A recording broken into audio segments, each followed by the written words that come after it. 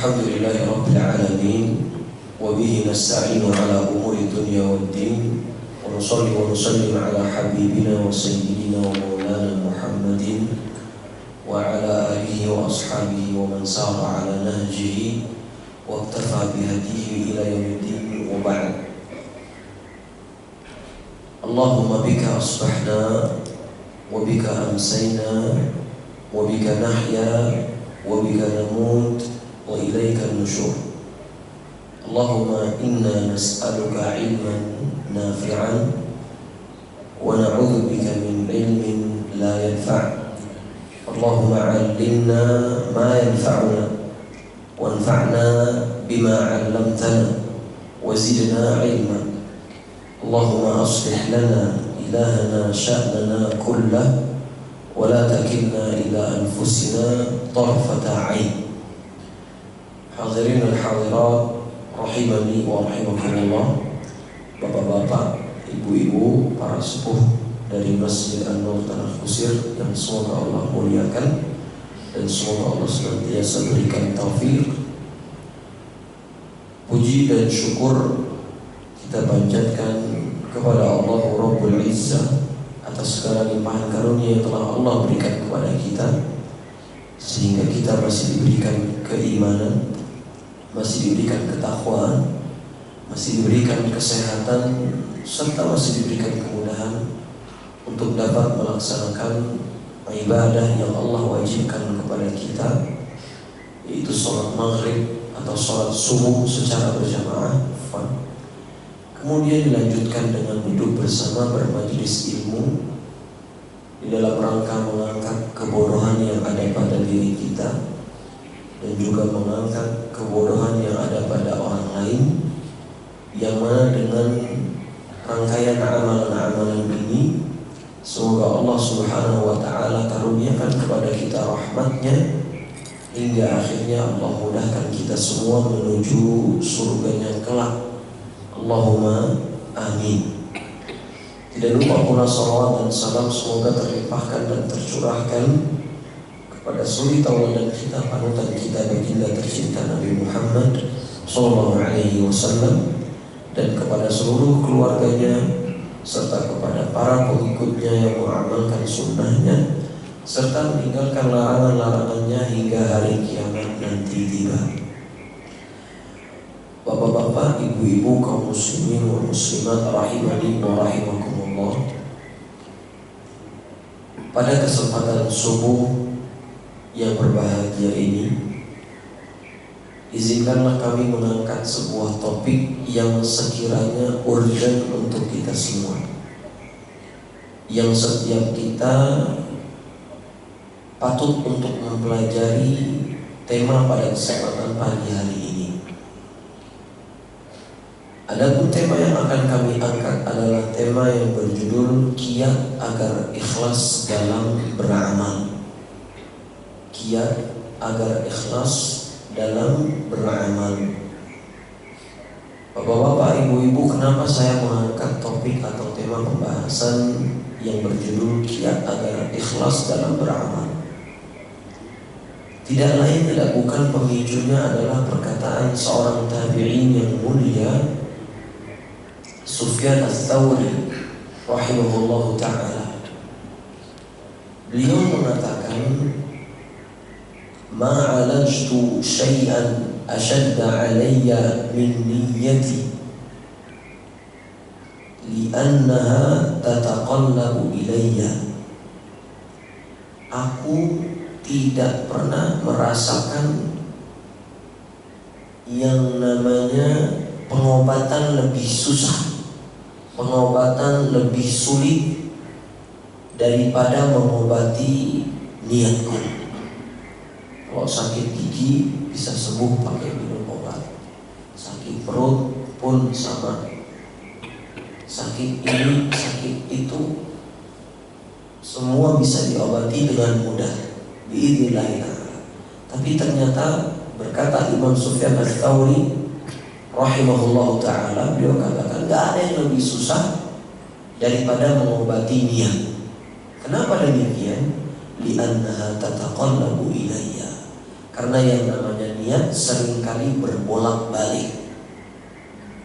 Contoh singkatnya, ketika kita sholat sendirian di masjid, tadi awal sudah ikhlas lillahi ta'ala, ternyata tiba-tiba di samping kita lewat atau ikutan sholat orang yang kita pandang mulia, orang yang seringkali berbuat baik kepada kita, atau orang ini adalah tokoh, ustadz misalnya,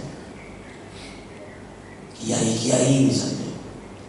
Kemudian ketika kita sedang sholat, berubah niat kita bagus-baguskan sholatnya, kita tambah durasi sholatnya, dan seterusnya. Padahal biasanya kalau kita sholat biasa aja, mungkin durasinya cuma 5 menit. Tapi ketika ada orang lain di samping kita, berubah total durasi jadi 10 menit. Lebih lama. Yang biasa baca 3 qul, berubah jadi amma yatasaalun, agak panjang sedikit. Tujuannya bukan karena Allah Subhanahu wa ta'ala, tapi karena ada si fulan atau ustadz fulan atau kiai fulan yang ikut sholat di samping kita. Ada ustadznya, gak mungkin sholatnya cepet-cepet, agak lama dikit lah. Akhirnya berubah niatnya. Atas dasar perkataan tersebut, maka ingin kami sampaikan pelajaran terkait dengan ikhlas dalam beramal. Dan juga diantara motivasi kami mengangkat tema pembahasan pada kesempatan kali ini adalah firman Allah Subhanahu wa ta'ala, yaitu tujuan penciptaan kita ke muka bumi, yaitu dalam surat Al-Bayyinah yang setiap kita insya Allah sudah hafal. Apa kata Allah Subhanahu wa ta'ala? Wa ma umiru illa liya'budullaha mukhlishina lahuddin. Dan tidaklah kami itu memerintahkan kepada mereka melainkan hanya untuk beribadah kepada Allah dengan ikhlas. Maka ikhlas adalah tujuan penciptaan kita ke dunia.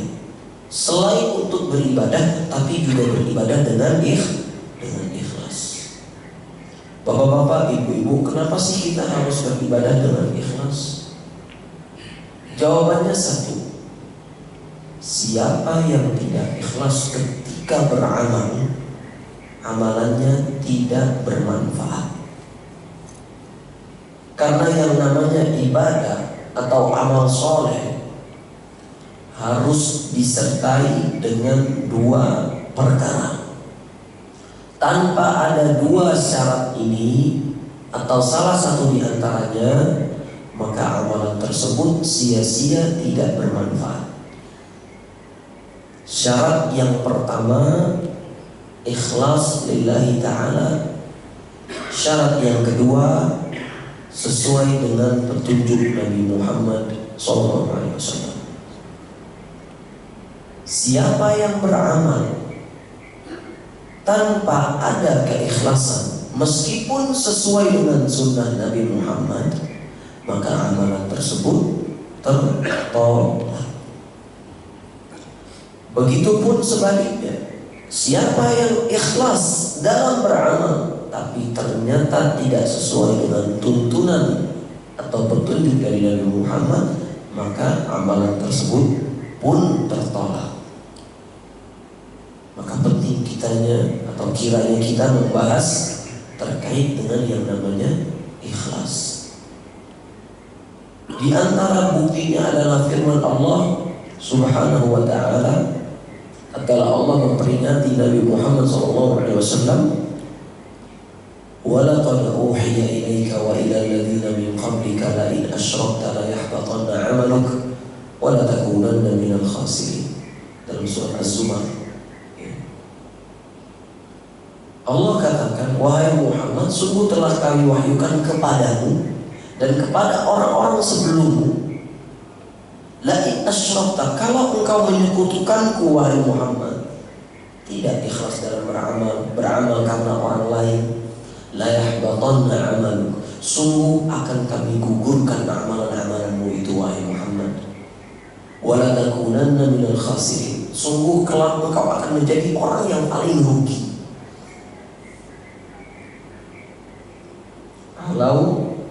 Nabi Muhammad saja diberi wanti-wanti oleh Allah, maka kita lebih berhak untuk diberi wanti-wanti oleh Allah Subhanahu wa taala. Ya. Karena Nabi Muhammad sudah dijamin masuk surga dan beliau senantiasa dibimbing oleh Allah Subhanahu wa taala. Adapun kita seringnya pengen dipuji, pengen disanjung, pengen cari kedudukan dan yang lainnya. Maka biidznillah ta'ala kita sama-sama akan mempelajari apa itu ikhlas dan apa atau bagaimana kiat-kiat agar kita bisa ikhlas dalam beramal, atau sebelum beramal, atau sesudah beramal. Bapak-bapak, ibu-ibu, kaum muslimin wal muslimat rahimani wa rahimakumullah. Yang pertama adalah apa itu ikhlas? Apa itu ikhlas?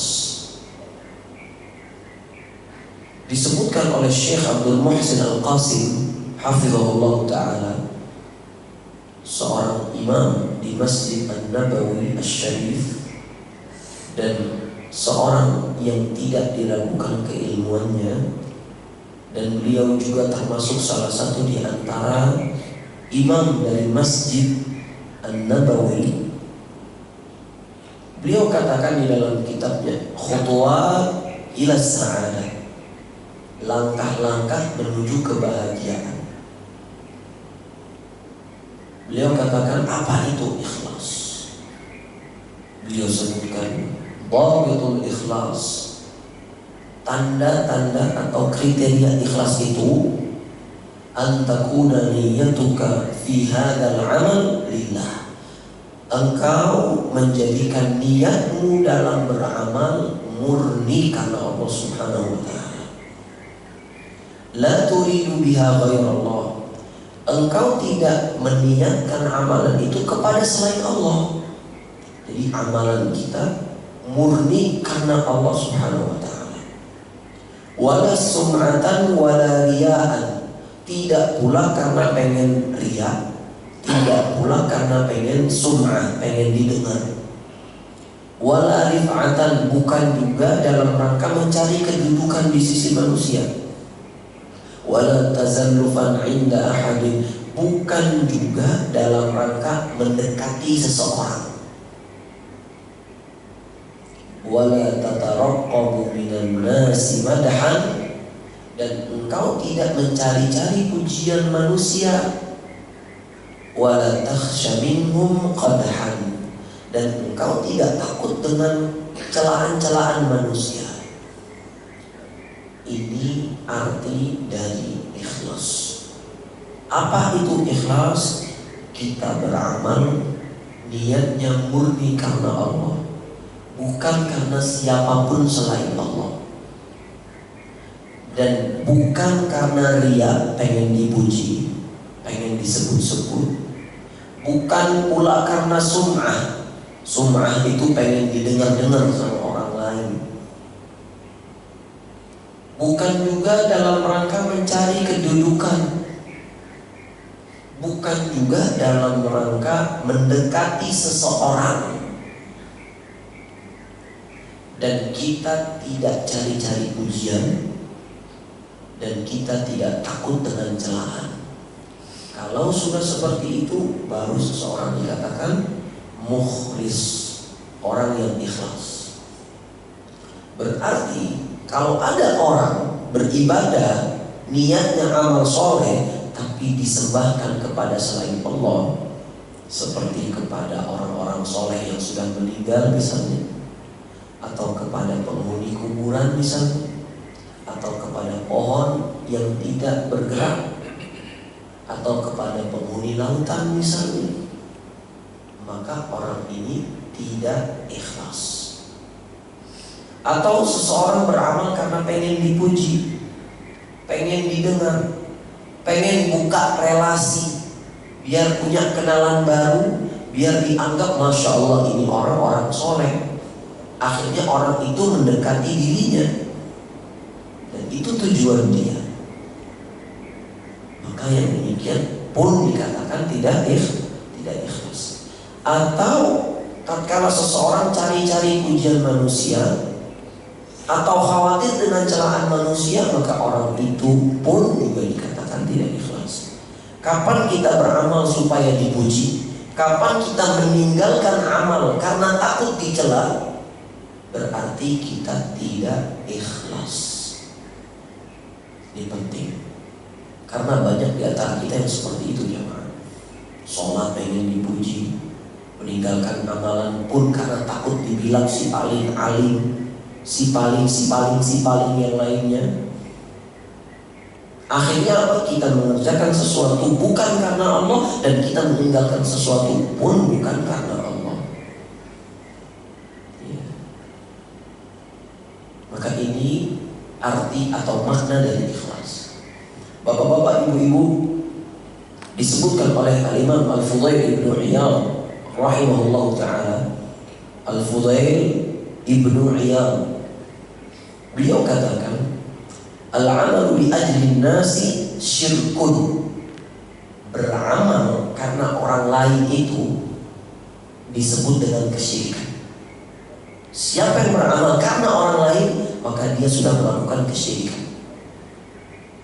Wa tarkul amali li ajli nasi riya'un. Dan siapa yang meninggalkan suatu amalan karena orang lain, ini pun namanya riya. Sama-sama kesyirikan. Gak boleh. Wal ikhlasu, dan yang namanya ikhlas, an yu'afiyakallahu minhuma. Adapun ikhlas itu adalah ketika engkau selamat dari keduanya.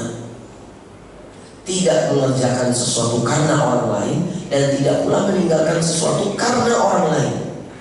Kapan kita tidak melakukan kedua hal tersebut, maka kita baru dikatakan sebagai orang yang ikhlas. Maka kita perlu muhasabah setiap waktu ketika ingin beramal. Agar apa? Agar kita tidak menjadi orang-orang yang menyekutukan Allah Subhanahu wa ta'ala. Ya. Sebagaimana Allah sebutkan dalam surat Al-An'am ayat 162-163. Allah berfirman, "Qul inna salati wa nusuki wa mahyaya wa mamati lillahi rabbil alamin." Katakan, sesungguhnya salatku, sembelihanku, kehidupanku, kematianku lillahi rabbil alamin, hanya untuk Allah, Rabb semesta alam. La syarika lahu, tidak ada sekutu baginya. Wa bidzalika umirtu wa ana awwalul muslimin. Dengan demikian aku diperintahkan, dan aku termasuk orang-orang yang menyerahkan diri kepada Allah Subhanahu wa ta'ala. Maka ketika kita sholat, puasa, zakat, haji, umroh, sedekah, berbakti kepada orang tua, menjadi DKM, mengadakan kajian, menyampaikan pengajian, itu kita dituntut untuk ikhlas. Karena kalau tidak ikhlas tidak berguna. Baik, jamaah sekalian rahimani wa rahimakumullah. Ya. Di sini beliau sebutkan al-ikhlasu lillahi tariqus sa'adah. Ikhlas kepada Allah adalah sebuah jalan menuju kebahagiaan. Ini menunjukkan siapa yang tidak ikhlas, maka dia tidak akan pernah bahagia. Kenapa? Karena kebahagiaan itu letaknya di mana, Pak? Di hati. Ketika hati seseorang bergantung kepada orang lain, maka dia tidak akan pernah bahagia. Kenapa? Kalamun nas la yantali. Perkataan manusia itu tidak akan pernah habis. Atau perkataan orang-orang terdahulu, ridwan nas ghayatul la tudrak. Keridhaan manusia itu adalah suatu tujuan yang gak akan pernah tercapai. Kalau kita ingin berusaha nyenengin orang terus, gak akan pernah bisa. Mungkin ada orang yang senang sama kita, tapi pasti ada yang benci sama kita. Wa ridallah ghayatul la tudrak. Adapun keridhaan Allah adalah sebuah tujuan yang gak boleh ditinggalkan. Jadi kita kalau pengen bahagia, cari Allah Subhanahu wa ta'ala. Jangan cari manusia. Karena yang namanya manusia, mau kita baik, mau kita jelek, ada aja komentarnya. Pasti ada. Makanya sengsara orang yang mencari-cari kebahagiaan dengan mencari keridhaan manusia. Makanya beliau sebutkan di sini al-ikhlas lillah, ikhlas kepada Allah, thariqus sa'adah, sebuah jalan menuju kebahagiaan. Gak mau dia kalau dia cari-cari manusia. Gak tenang sholatnya, gak tenang baca Al-Qur'annya, gak tenang umrohnya, gak tenang hajinya. Ibadah-ibadahnya gak akan tenang. Kenapa? Karena yang dicari manusia, bukan Allah Subhanahu wa ta'ala. Makanya ma'asyariah rahimani wa rahimakumullah, penting kiranya kita menjadikan amalan-amalan kita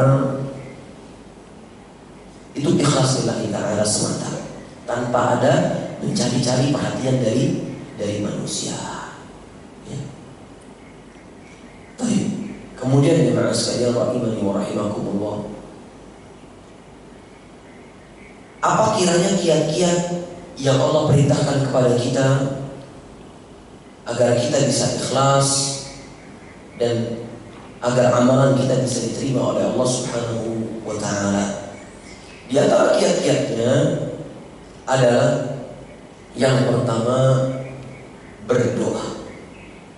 Berdoa sebelum beramal dan sesudah beramal. Kenapa kita harus berdoa? Karena tidak ada senjata yang lebih baik, senjata yang lebih ampuh, senjata yang lebih paten selain dari berdoa. Tanpa doa kita bukan siapa-siapa. Dan siapa yang tidak mau berdoa kepada Allah, Rasulullah SAW katakan, man lam yas'alillaha yaghdab alaihi. Siapa yang tidak berdoa kepada Allah, Allah akan murka kepadanya. Maka hati-hati, terkadang kita meremehkan doa atau nggak mau berdoa. Siapa yang tidak mau berdoa atau malas untuk berdoa kepada Allah atau berdoanya kepada selain Allah, maka kemurkaan Allah yang akan Allah kasihkan. Maka bapak-bapak, ibu-ibu, kalau kita ingin ikhlas dalam beramal, pastikan kita berdoa sebelum beramal dan pastikan kita berdoa setelah beramal. Bapak-bapak, ibu-ibu, ketahuilah bahwasanya Nabi yang mulia, Nabi Muhammad SAW, yang sudah dijamin masuk surga, yang pasti tidak akan pernah menyentuh api neraka, beliau pun berdoa agar menjadi hamba Allah yang ikhlas. Apa kata beliau SAW dalam doa yang mudah-mudahan suatu saat kita bisa hafal? Beliau SAW berdoa, Allahumma inni a'udzubika an usyrika bika wa ana a'lam. Ya Allah, aku berlindung kepadamu dari menyekutukanmu sedangkan aku tahu. Wa astaghfiruka lima la a'lam. Dan aku meminta ampun kepadamu atas apa yang telah aku atau tidak aku ketahui. Itu doa Nabi Muhammad SAW. Ya Allah, aku berlindung kepadamu, meminta pertolongan kepadamu untuk tidak menyekutukanmu sedangkan aku tahu. Dan aku meminta ampun kepadamu dari apa yang tidak aku ketahui. Kalau sadar, aku berlindung kepadamu. Kalau tidak sadar, aku memohon ampun kepadamu ya Allah dari menyekutukanmu. Ini sekelas Nabi Muhammad SAW. Beliau pun berdoa. Ya. Dan juga sahabat Nabi yang mulia Umar Ibn Al-Khattab radhiyallahu ta'ala anhu, beliau berdoa, Allahumma ja'al amali kullahu salihah. Ya Allah, jadikanlah seluruh amalanku itu saleh. Maksudnya ikhlas dan sesuai dengan petunjuk, diterima. Waj'alhu liwajhika khalisah.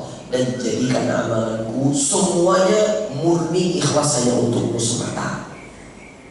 Wala taj'al li ahadin fihi syai'a. Dan jangan engkau jadikan ya Allah amalanku ini untuk selainmu.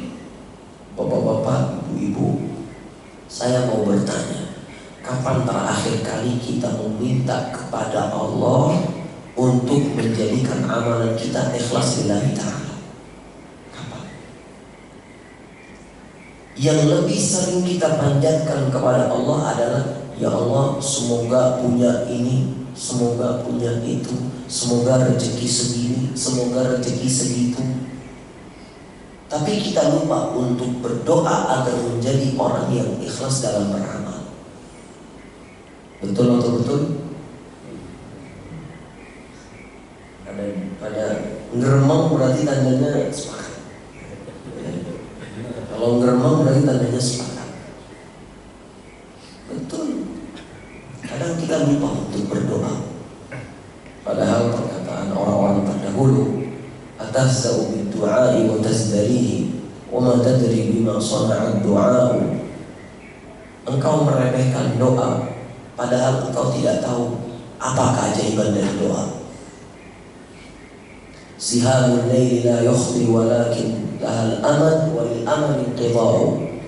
Padahal yang namanya panah itu memiliki peluang untuk mengenai targetnya. Dan yang namanya panah pasti suatu saat akan mengenai targetnya. Sama ibarat doa. Doa kalau gak dikabulkan sekarang, nanti jadi Allah jadikan simpanan di hari akhirat. Kalau gak sekarang, ya kapan lagi itu kita berdoa? Karena sekarang kesempatan kita untuk berdoa. Kalau udah meninggal, selesai. Gak ada lagi doa yang bisa kita panjatkan. Maka berdoa adalah salah satu di antara kiat agar kita ikhlas dalam beramal. Doa banyak-banyak bapak-bapak, ibu-ibu, agar menjadi orang yang ikhlas dalam beramal. Ya. Yang berikutnya diantaranya adalah diantara kiat-kiat agar kita bisa ikhlas dalam beramal, ikhfa'ul amal, menyembunyikan amalan. Beliau katakan hafizahullah ta'ala, kullama istatara amalu, semakin sering suatu amalan itu disembunyikan, alladhi yusra'u fihi ikhfa, yang disyariatkan di dalamnya untuk disembunyikan. Semakin suatu amalan yang disyariatkan untuk disembunyikan tersembunyi, karena aqrabu ila ikhlas, maka dia akan semakin dekat dengan yang namanya keikhlasan. Wa arja lil qabul, dan lebih memiliki potensi untuk diterima oleh Allah Subhanahu wa taala. Wal mukhlisus shadiq, adapun orang yang ikhlas dan dia jujur atas dirinya sendiri, yuhibbu ikhfa'u hasanatihi, mereka itu senang kalau menyembunyikan amalan soleh mereka. Kama yuhibbu an yukhfiya sayyi'atihi, sebagaimana mereka senang keburukannya tersembunyikan. Ini orang yang ikhlas. Kalau memang suatu amalan disyariatkan untuk disembunyikan, maka sembunyikan. Tapi kalau memang suatu amalan memang gak bisa disembunyikan, maka tampilkan, tapi pastikan kita ikhlas. Apa di antara contoh amalan yang tidak bisa disembunyikan, jemaah? Apa? Sholat berjamaah. Gimana ceritanya sholat berjamaah ngumpet-ngumpet? Gak bisa, mau gak mau harus tampil kita di sini. Ya. Apalagi haji, umroh, itu mau gak mau dilihatin sama orang lain. Tapi ada amalan-amalan yang sepatutnya disembunyikan dan jangan diumbar-umbar, seperti puasa. Aus, bisa lagi diundang jadi tamu misalnya, terus bilangnya nggak mau, dia bilang dia lagi puasa, tapi nggak dulu dan lain seterusnya, nolak. Padahal seharusnya tidak seperti itu. Sampaikan saja, saya puasa selesai. Nggak perlu di seolah-olah, Masya Allah fulan ini puasa. Jangan. Sedekah pun juga demikian. Harusnya sedekah itu disembunyikan.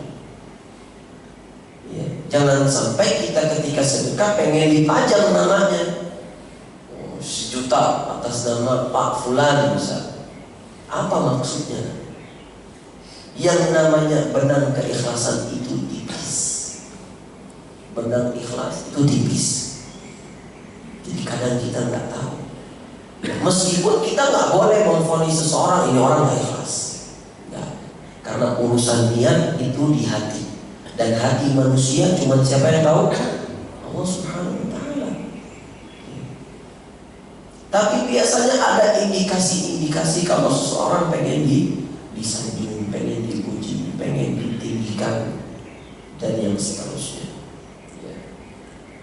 Makanya para sekalian rahimani wa rahimakumullah, pastikan kalau kita ingin ikhlas dalam beramal, sembunyikan amalan tersebut. Semakin tersembunyi, semakin ikhlas. Semakin tersembunyi, semakin mudah untuk diterima oleh Allah Subhanahu wa Ta'ala. Ya. Betapa banyak orang-orang terdahulu itu yang kalau beramal soleh mereka sembunyikan. Di antaranya adalah salah seorang dari tabi'in yang mulia juga, kalau tidak salah Sufyan bin Uyainah, kalau tidak salah ya, rahimahullah ta'ala. Beliau kalau sholat malam itu sukanya nangis. Dan kita semua tahu bapak-bapak ibu-ibu, kalau di zaman dulu itu rumah nggak seperti kita sekarang, nggak kedap suara. Biasanya kedengeran kalau ada orang yang nangis. Tapi beliau kalau sudah menyelesaikan sholat malam dan adzan subuh sudah tiba, beliau langsung mulet. Pura-puranya mulet. Padahal habis nangis semalaman, memohon kepada Allah, beribadah kepada Allah Subhanahu wa Ta'ala. Dan itu cara beliau, agar supaya orang nggak tahu kalau dia tuh habis sholat malam gitu. Pura-puranya beliau tidur, padahal enggak, beliau semalaman suntuk, beliau sholat malam. Ini salah satu di antara contoh. Maka sembunyikan amalan, jangan dipamer-pamerin. Bentar, ya guys, lagi di Madinah nih, bentar lagi mau ke Mekah, mau umroh. Ngapain? Buat apa? Ya, buat apa? Gak usah, gak perlu. Khawatirnya nanti gak diterima sama Allah Subhanahu wa Ta'ala. Berbeda kalau kita tokoh ya. Kalau kita tokoh, misal ada suatu kampung, di kampung tersebut jarang orang bersedekah. Kemudian ada tokoh yang ditokohkan di kampung itu, maka dia boleh memamerkan, saya mau sedekah, ayo bapak-bapak ibu-ibu siapa yang mau sedekah? Nih saya sedekah sekian. Dia yang mulai. Supaya apa? Motivasinya supaya orang-orang ikut bersedekah. Ini boleh. Tapi kalau memang di kampung tersebut rata-rata orang kerjanya sedekah, nggak perlu dia bilang, Pak, Bu, saya sedekah sekian. Baik, ini kiat yang kedua. Maka ada perkataan yang menarik terkait poin yang kedua, yaitu perkataan seorang imam juga, seorang tabi'in terkemuka, Bishr ibn al-Harith. Beliau sebutkan rahimahullah ta'ala, la ta'mal lituzkar, jangan engkau beramal supaya diingat-ingat atau supaya disebut-sebut. Uktumil hasanah kama taktumis sayyi'ah, sembunyikan kebaikanmu sebagaimana engkau menyembunyikan keburukanmu. Bapak-bapak, ibu-ibu, setiap kita itu pandai untuk menyembunyikan kemaksiatan. Jago banget pokoknya kalau menyembunyikan keburukan. Tapi kalau menyembunyikan amal itu susah. Dan itu kita. Padahal disebutkan oleh ulama terdahulu, kalau kiranya dosa itu memiliki bau, memiliki aroma, niscaya nggak akan ada yang mau duduk sama kita. Alhamdulillah, Allah Ar-Rahman Ar-Rahim. Di antara bentuk kasih sayangnya Allah kepada kita, Allah tidak jadikan tanda khusus ketika kita bermaksiat. Gak ada bekasnya. Ada bekasnya, tapi nanti di catatan malaikat. Tapi bekas yang fisik, yang kelihatan, Itu nggak ada. Coba kalau misalnya kita orang ternyata Allah jadikan setiap kali kita berdosa keluar aroma tidak sedap. Siapa yang mau duduk sama kita jemaah? Nggak ada, nggak ada. Dan kita semua tahu dosa kita masing-masing. Dosa ngomongin orang, dosa fitnah orang, dosa melihat yang Allah murkai, dosa mendengar kepada perkara yang Allah benci, dan dosa-dosa yang lainnya. Maka bapak-bapak, ibu-ibu, sembunyikan amal soleh sebagaimana kita menyembunyikan kemaksiatan. Baik, yang berikutnya di antara kiat agar kita bisa beramal dengan ikhlas,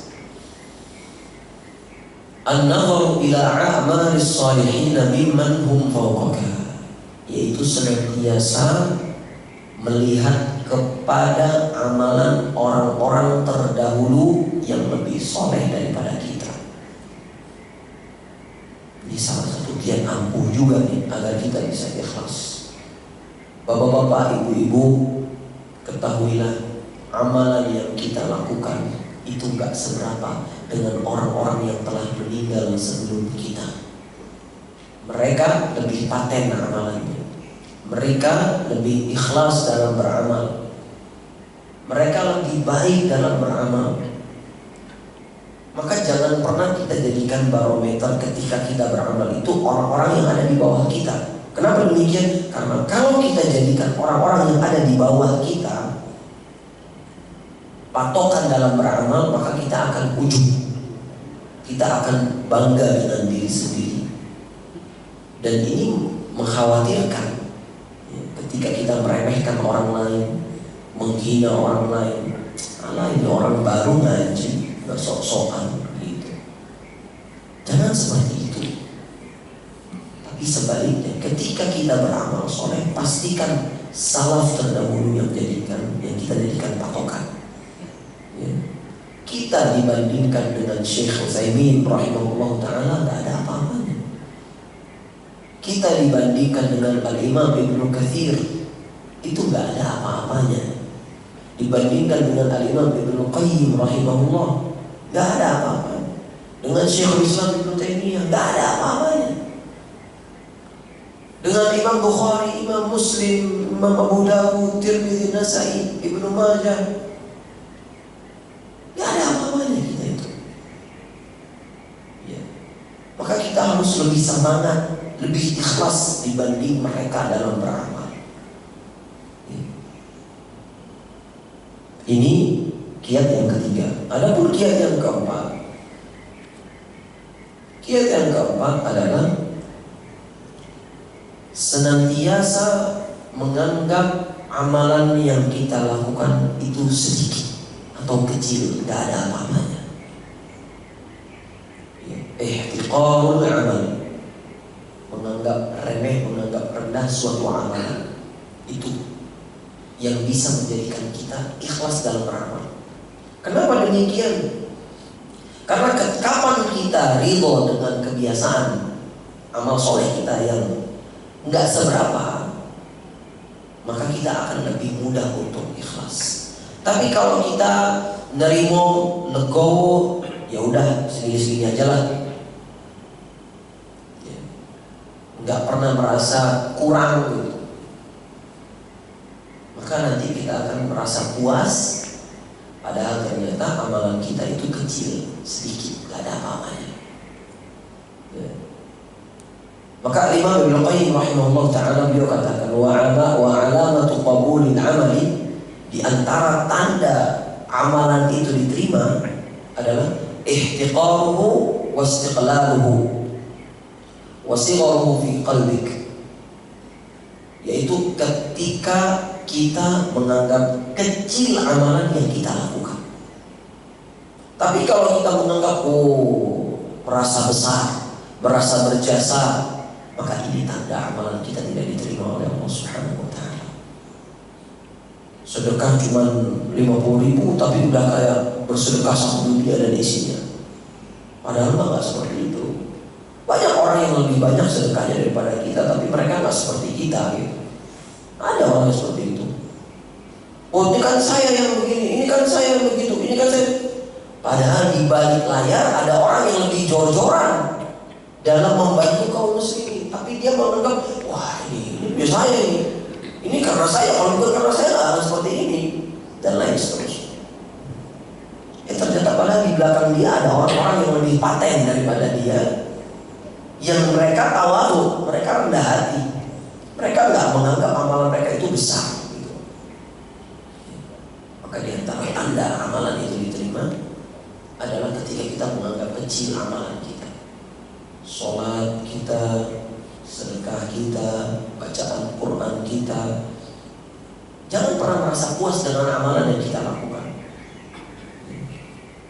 Jangan pernah merasa puas. Belum seberapa dan gak ada apa-apanya dibandingkan orang-orang terdahulu. Jasa kita itu gak ada 1% yang mungkin dalam menyebarkan dakwah Islam ini. Gak ada. Kadang ada orang yang Masya Allah pengennya dianggap sama orang lain. Kalau gak dianggap marah dia, gelisah hatinya. Ini hati-hati nih orang seperti ini. Baik, yang berikutnya, yang kelima, di antara kiat agar kita bisa ikhlas dalam beramal adalah al-khawfu min adami qabulil amali. Khawatir akan tidak diterimanya amalan. Jadi jangan merasa jumawa kalau udah beramal soleh itu belum tentu amalan tersebut diterima. Kenapa? Bisa jadi ada unsur riyanya, bisa jadi ada unsur sum'ahnya, bisa jadi ada unsur ujubnya. Jadi jangan pernah merasa amalan kita sudah pasti diterima. Takut, hadirkan rasa takut kalau amalan kita nggak diterima. Kalau demikian, biidznillah ta'ala kita akan lebih mudah untuk ikhlas dalam beramal. Ya. Makanya Allah Subhanahu Wa Taala mengatakan, ya, dalam surat Al-Mu'minun ayat 60. Allah berfirman, "Walladzina yu'tuna ma ataw wa qulubuhum wajilatun annahum ila rabbihim raji'un." Dan mereka golongan orang-orang yang memberikan apa yang dimiliki, namun hati mereka tetap khawatir kepada Allah Subhanahu Wa Taala. Khawatir amalan mereka tidak diterima. Itu siapa?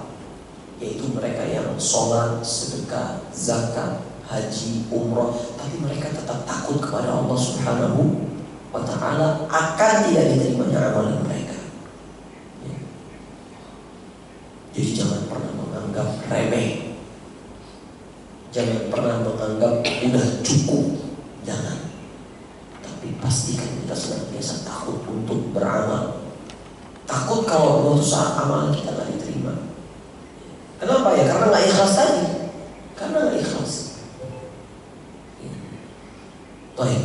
Yang berikutnya, yang keenam, di antara kiat agar kita bisa beramal dengan ikhlas, adamu ta'assuri bi kalamin nas. Jangan pernah baper dengan omongan orang lain. Jangan baper sama perkataan orang lain. Baper itu apa? Bawa perasaan. Kalau ada orang muji, jangan bangga. Kalau ada orang yang mencela, jangan sedih. Ya. Ini salah satu di antara kiat agar kita bisa ikhlas dalam beramal. Karena kita beramal itu nggak butuh dengan pujian manusia. Dan kita ketika beramal itu jangan takut dengan celaan manusia. Kenapa? Pujian manusia tidak bisa menjadikan kita masuk ke dalam surga.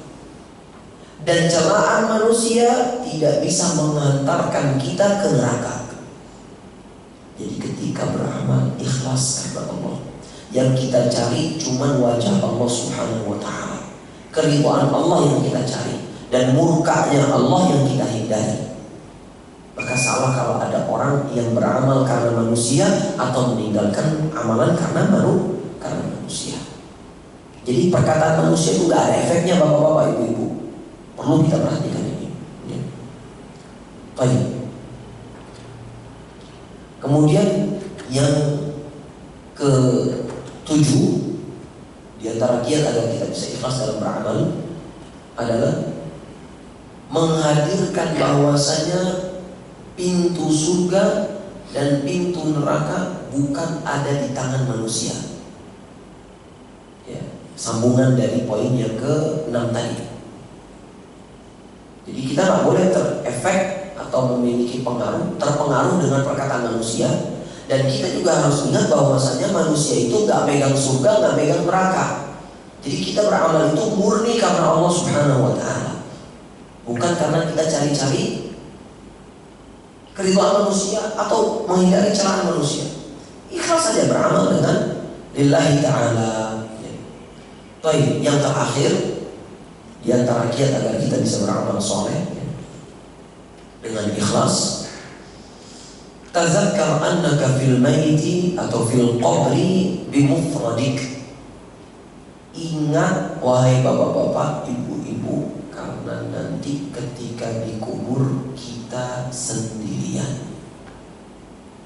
Omongan manusia nggak masuk ke dalam kuburan. Pujian manusia nggak masuk ke dalam kuburan. Celaan manusia pun nggak akan masuk ke dalam kuburan. Jadi jangan pernah beramal karena cari pujian, jangan pernah meninggalkan amal karena takut akan celaan. Bismillah, jalan aja udah. Ikhlas lillahi ta'ala. Ya. Karena nanti ketika kita dikubur kita sendirian doang. Gak ada itu orang yang memuji kita gak ikut masuk ke dalam kuburan, enggak. Dan yang mencela kita pun juga gak ikut masuk ke dalam kuburan. Jadi gak usah khawatir. Ya. Maka beramallah dengan ikhlas, beramallah dengan baik sesuai dengan tuntunan Nabi Muhammad SAW. Ya. Supaya kita menjadi orang-orang yang masuk ke dalam surga melalui jalur mukhlisin, orang-orang yang ikhlas. Semoga Allah Subhanahu wa Ta'ala mudahkan urusan kita. Semoga Allah Subhanahu wa Ta'ala jadikan kita orang-orang yang ikhlas. Dan semoga Allah Subhanahu wa Ta'ala ampuni dosa kita, dosa guru-guru kita, dosa orang tua kita, dan dosa orang-orang yang telah berbuat baik kepada kita. Dan semoga Allah wafatkan kita dalam keadaan husnul khatimah. Dan semoga Allah jauhkan kita dari yang namanya su'ul khatimah.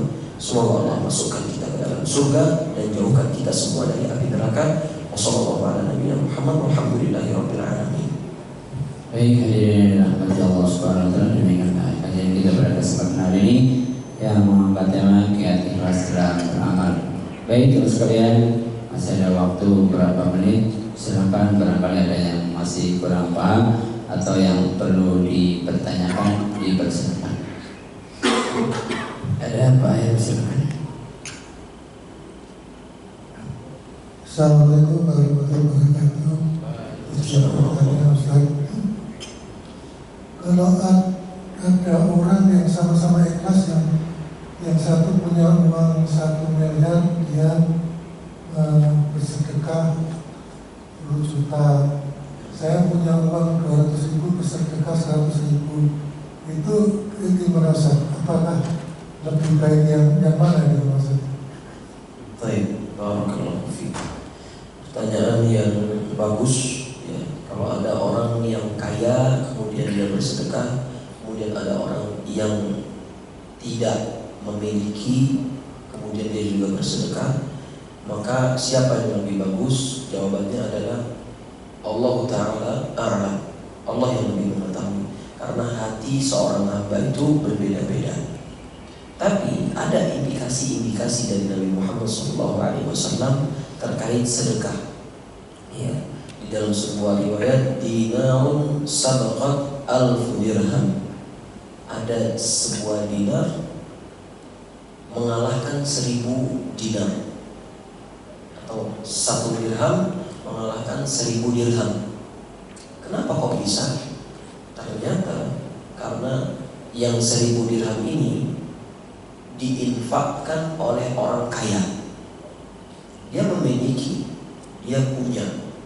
Tapi orang yang menginfakkan 1 dinar ini itu cuma seseorang yang tidak memiliki dan hartanya cuma 2 dinar.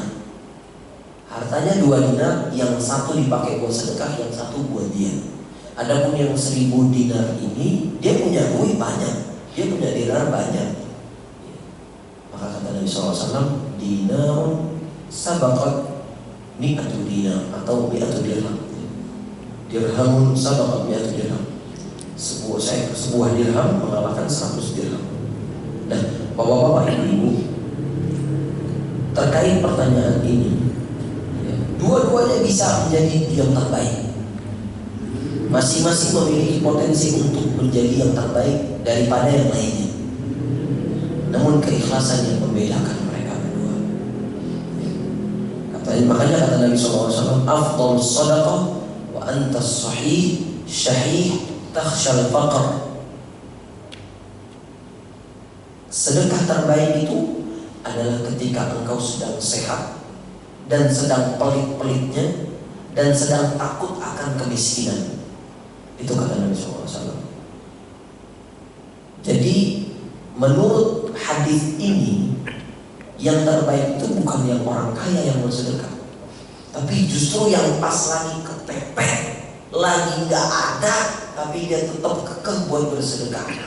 Kenapa? Karena dia husnul kepada Allah dan dia ikhlas karena Allah Subhanahu wa taala. Bukan berarti yang kaya nggak ikhlas, enggak, tapi kondisi dia sedang senggang, lagi nggak terdesak. Tapi kalau ada orang fakir, dia bersedekah padahal dia nggak punya juga, itu yang terbaik kata Nabi SAW. Maka kembali lagi kepada pertanyaan, mana yang lebih utama? Wallahu ta'ala a'lam, Allah yang lebih tahu. Tapi niat itu menjadikan seseorang bisa mengalahkan seseorang dalam beramal. Wallahu a'lam bishawab. Baik, masih ada lagi? Silakan.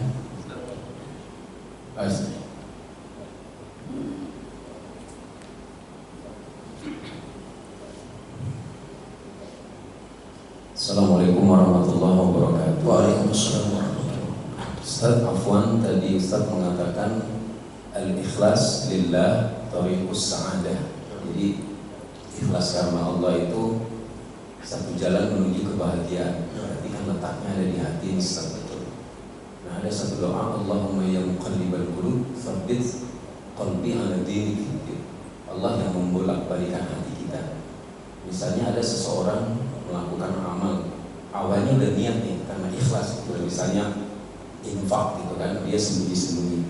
Tiba-tiba di lain kesempatan ada orang yang ngomongin si fulan tentang amalnya gitu, wah si ini infaknya besar sekali, timbul rasa ujub di dalam hati si fulan. Apakah keikhlasan yang tadi awalnya sudah diniatkan itu gugur karena hati yang ujub tersebut itu? Masya Allah. Assalamualaikum warahmatullahi wabarakatuh. Barakallahu fiik. Insyaallah pertanyaannya bagus ya. Insyaallah pertanyaannya bagus.